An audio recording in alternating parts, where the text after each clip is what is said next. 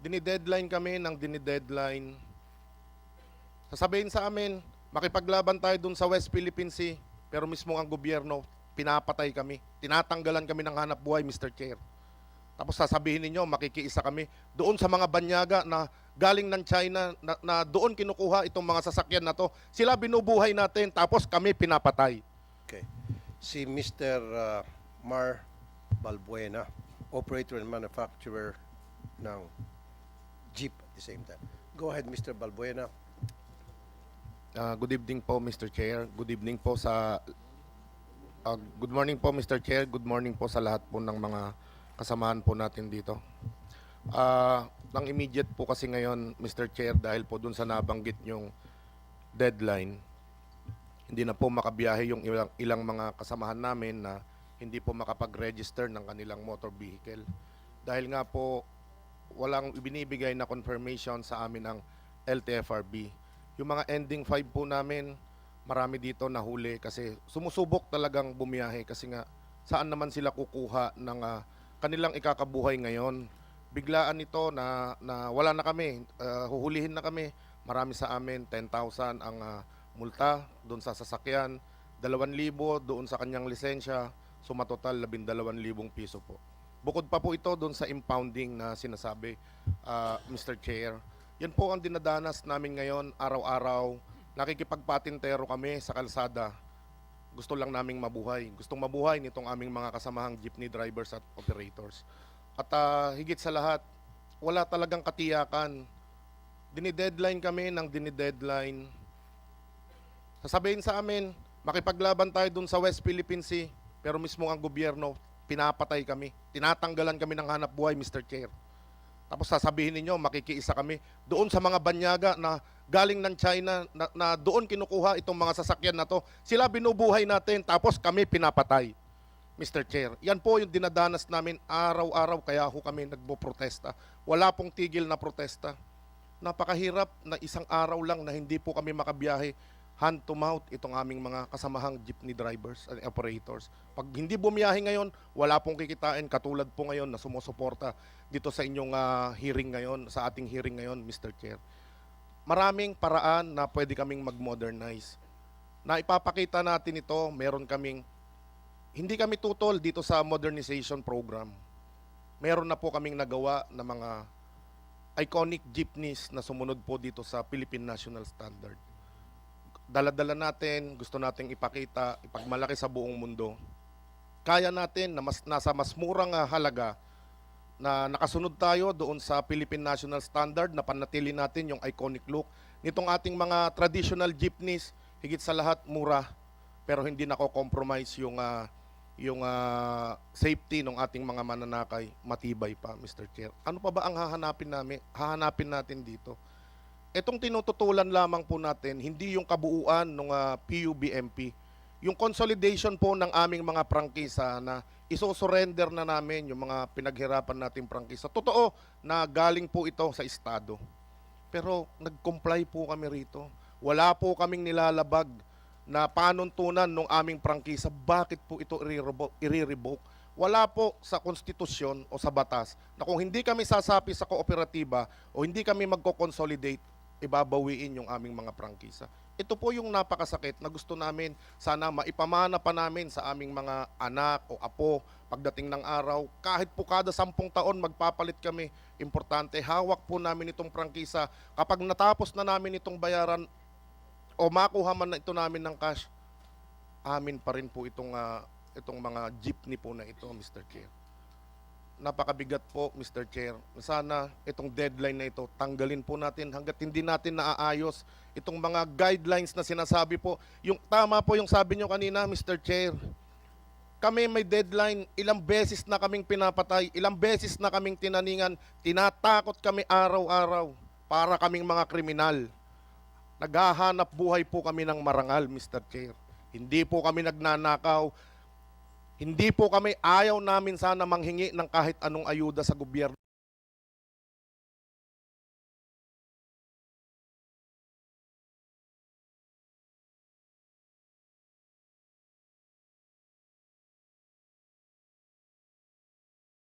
pero sila walang deadline katulad po ng sinasabi ninyo. Hindi po ba? At nasiserbisyuhan natin ang taong bayan. Ngayon pa lamang, Mr. Chair, napanood nga natin kanina, andyan pa yung mga jeepneys. Hindi pa tinatanggal. Hindi pa lahat tinatanggal, pero kulang na yung masasakyan ng taong bayan. Hindi ba tayo naaawa sa mga mananakay? Kami, nung araw, sumasabit kami para lamang makatapos, makapunta, makarating sa aming patutunguhan sa eskwelahan, sa trabaho. Tapos ngayon, parang mga basahan, itong mga jeepney drivers at operators, natatanggalin na lang natin. Puhulihin namin kayo pagka nakita namin kayo. Ganito ba ang gobyernong ibibig? Ganito ba ang pamumunong gusto nating ibigay sa taong bayan, Mr. Chair? Nakakalungkot. Kaya po, nandiyan dyan ang ating mga kasamahan. Sana po, yung deadline na yan tanggalin. Hayaan tayong makapaghanap buhay. May mawawala po ba sa gobyerno kung nakakapaghanap buhay kami? Tumaas na naman po ang inflation, ang unemployment rate. Tapos ngayon, matatanggalan kami ng hanap buhay. Saan natin dadalhin ito? Sino ang magbibigay ng hanap buhay sa mga taong ito? Sa aming mga kasamahan, Mr. Chair. Hindi po ba? Walang katiyakan. Kahit yung programa na sinasabi nila kapag may nawalan ng hanap buhay, bibigyan nila ng trabaho. Nasaan ito? Ano yung mga datos dito sa mga nawalan ng hanap buhay, nabigyan na ng trabaho? Okay. Salamat po, Mr. Chair. Maraming salamat, Mr. Mar Balbuena. LTFRB, magbibigay po ako ng katanungan sa inyo. Actually, naitanong ko na kanina. At yun din yung hinaing ni Mr. Balbuena. Deadline, nagbibigay kayo para sumanib ang mga jeepney operators, jeepney drivers sa kooperatiba. Pero ang LTFRB, LGU walang deadline. Dapat unahin muna ilatag yung maayos na sistema bago kayo magpatupad ng deadline. Tama nga naman yung point ni Mr. Balbuena. Kapag hindi nakasali sa kooperatiba, uhulihin na sila, hindi sa mga pasada. Magugutumin ka nilang pamilya. Pakisagot lamang po, is that LTFRB or DOTR? Ako po muna, Your Honor. Tungkol po dun sa LPTRP, alam nyo, eksakto po dun sa na-raise nyo pong concern.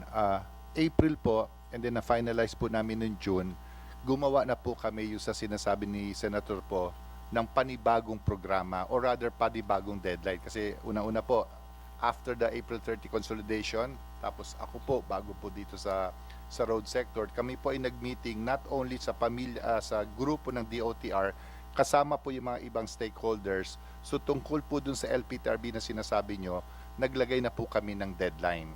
Sa tulong po ng LGU, lumapit na rin po kami sa DILG para po sila ay po ika nga may tinatawag na parang convincing power, no, sa mga LGUs para dapat lahat ay magtulong-tulong at ma-produce yung LPTRP with a deadline po of end of 2026. So yun po yung kasagutan dun sa sinasabi nyo na ang next major step po talaga after the consolidation is the LPTRP po. So yun po yung kasagutan namin sa LPTRP that it should be finished end of 2026 po. So may deadline sa consolidation. Deadline po sa LPTRP po. Sa Okay. tama po, deadline sa consolidation at gumawa na rin po kami tinatawag na parang plano that we should achieve the LPTRP end of 2026 po. 2026. Okay. Now, sir, itong route plan, bakit po kinailangan i-devolve sa LGU? Bakit hindi na lang kayo dyan sa DOTR, LTFRB, LTO, kinakailangan mag-usap-usap, kasama yung mga operators, kasama yung mga chuper? Wag lang po sana sa LGU. Kasi marami po akong bad experience dyan eh. Pwede ba natin gawin yun na wag po sa LGU? Opo. Ipasa? Mr. Chair, may be recognized. Opo. Tumpak po yung sinasabi ninyo. Ang dahilan lang naman namin, kaya namin na-devolve to sa paniniwalang ang sanggunian at ang pamahalaan ng isang local government unit ang mas nakakaalam kung ano yung mga magagandang ruta, kung ilan ang jeepney dapat bumaybay sa rotang yan, at sila po ang nakakaalam. So we gave that function to them. However po, yung final approval, base na rin ho sabi ni Senator Grace po, ay nasa sa amin pa rin po. Kaya lang kailangan namin ng partnership with them. Pero kung inyong sasabihin po ngayon na ito po ay kukunin ng DOTR, ito ho ay pag-aaralan namin at pwede hong ito nga ho ang gawin namin base na rin po sa inyong experience at sa inyong mungkahi po sa amin. Okay. Now, sa presyong 2.4 million, saan galing po yung amount na yan? Para sa bagong jeepney na ipapalit sa traditional jeepney. Sino po ang nagbigay ng amount na yan? Mr. Chair, for the record po, wala pong kinalaman ang LTFRB or ng departamento ng DOTR doon sa mga presyo ng mga jeepney. We have about 59 accredited suppliers. About 54% of them are Filipinos. 59% are Filipinos po, and the rest are imported manufacturers. It is the cooperative ho ang may kapangyarihan na mamili kung saan nila gustong bumili. For the record din po, may mga traditional jeepneys ho na tayong na-modernize ngayon. In fact, ang isa sa mga producers po ay nandito, si Mr. Orlando Marquez po, na matagal na hong bebenta ng mga modernized jeep na ang konsepto ay yung traditional po ang itsura. So wala ho kaming say or sa kung saan bibili po yung mga cooperative. Nandito po sila, sir. Siguro yung question na yan would be much better answered by them, to the likes of Mr. Mert. Yun lang po, Mr. If Chair. I may, Thank Your Honor, Yusek sasagot ko Ortega. lang po. Alam ko po yung concern niyo, yung presyo po, no?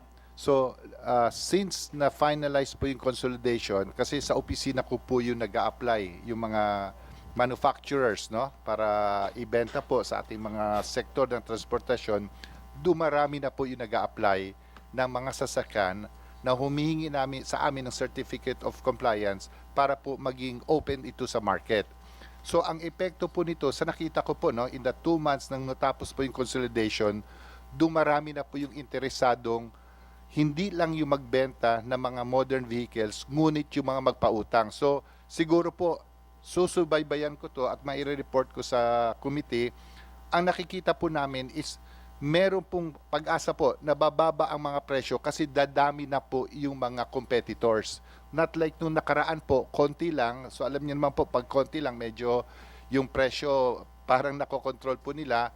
But this time po, sa dumarami po ng mga sasakyan gustong magtinda po or mag-offer ng kanilang mga produkto, may posible pong bababa po yung mga presyo. And only dagdag ko lang po dalawa, kami po ay magpapasok na ng tinatawag natin ng after sales. Kasi nung lumang guidelines po, aminin ko po, wala yon. But this time, we will require, magiging stricto po kami na hindi tayo pwedeng tumanggap ng mga papasok lang ng walang after sales or service. So, i-incorporate na po namin ito sa bagong guidelines. And isa pang idadagdag ko po, meron na kaming ipapasok na bawat bibili ng modern vehicle, kailangan i-train yung mga kooperatiba sa kanilang mga mekaniko pero para at least magkaroon sila ng tinatawag na basic troubleshooting. Dahil aminin ko po, sabi nyo nga po, may mga sasakyan po dyan na medyo bago na hindi po alam ng ating mga local drivers or mechanics. So yun po yung ipapasok namin sa aming opisina po. Maraming salamat. Yung pong mga drivers na hindi nakapag-consolidate, so sila hinuhuli ngayon. Yung nga sinasabi kanina ni Mr. Balbuena, nagpapatentero sila sa mga kinaukulan. Samantalang hindi pa klaro yung route rationalization. Bakit po? Yes, sir. Yeah, ako po muna bago si Chair Guadis. Unang-una po, with due respect po, wala pong connection yung consolidation po sa route rationalization kasi po, bago nag-consolidation, yung mga ruta ay tinatakbo na ng ating mga driver. pagkatapos po ng deadline at wala pa yung tinatawag na LPTRP, baka 2-3 taon pa po, so bumabiyahe pa rin po sila sa present na ruta. So wala po dito yung nawawalang mga sasakyan sa mga ruta dahil pareho pa rin po. Kung ganon, sorry, sandali po. Mr. Balbuena, If I may, Mr. Chair. Opo, kanina po, sasagutin ko lang, mag-comment lang po ako doon kanina. Ang sabi nila, may 2 years pa sila para doon sa LPTRP o Route Rationalization. Pero kami, wala nang extension. Napaka-unfair po. Ito pong hinuhuli kami, killing me softly ito, Mr. Chair eh. Di po ba? Hinuhuli kami ngayon dahil nga po deadline na ng consolidation. Kung hindi kami nakapag-consolidate, ang mangyari po sa amin, huhulihin kami. okay, So sige. hindi po kami makaregistered ng aming mga sasakyan. So yung hindi po mare-register, hindi na pwedeng ibiyahe. Or kung gusto man naming ibiyahe sa pilitan, nakikipagpatintero kami at kapag ka nahuli nga po, yun nga po yung masaklap. Talagang killing me softly itong ginagawa sa amin. Salamat, Mr. Chair. Mr. Balbuena. Sige po, Yusek Ortega. Magsasalita po si LTO tungkol sa hulihan po. Pero magdadagdag lang po ako, no? Unang-una, nung nirequest po ni Secretary Bautista sa Pangulo na extend po yung deadline from December to April dahil may mga totoong sinserong gusto pa pong sumama.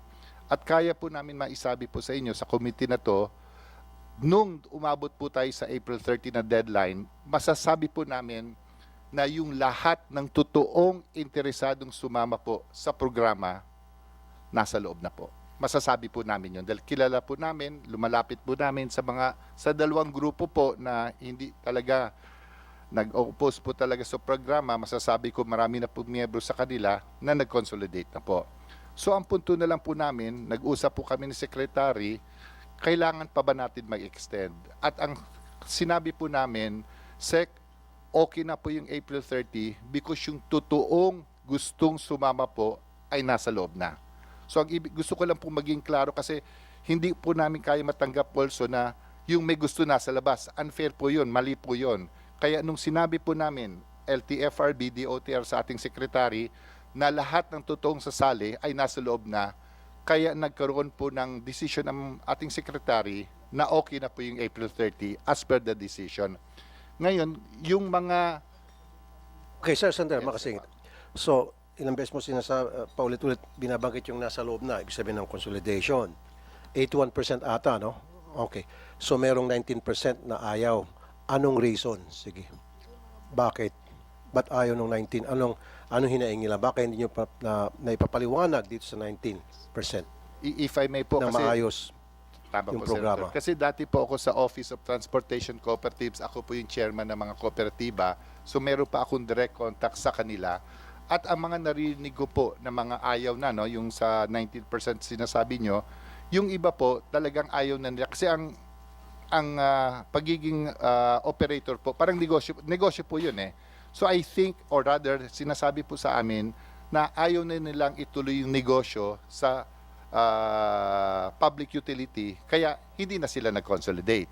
Meron din po ako mga narinig na for them, parang komplikado ang tingin nila sa kooperatiba or korporasyon, ayaw po nila maging sa ilalim ng isang organisasyon, gusto po nila yung jeepney driver operator ang kanilang mas gustong sistema, which is one-on-one, so ayaw nilang sumami sa isang bagay na parang komplikado. And among others, yun po yung mga rason na sinasabi nila. Kaya nire-respeto na lang po natin na talagang ayaw na nilang sumama dito po sa ating programa. Salamat, Yusek Ortega. If I may, Mr. Chair. If I may, Mr. Chair. Yes, Mr. Balbuena.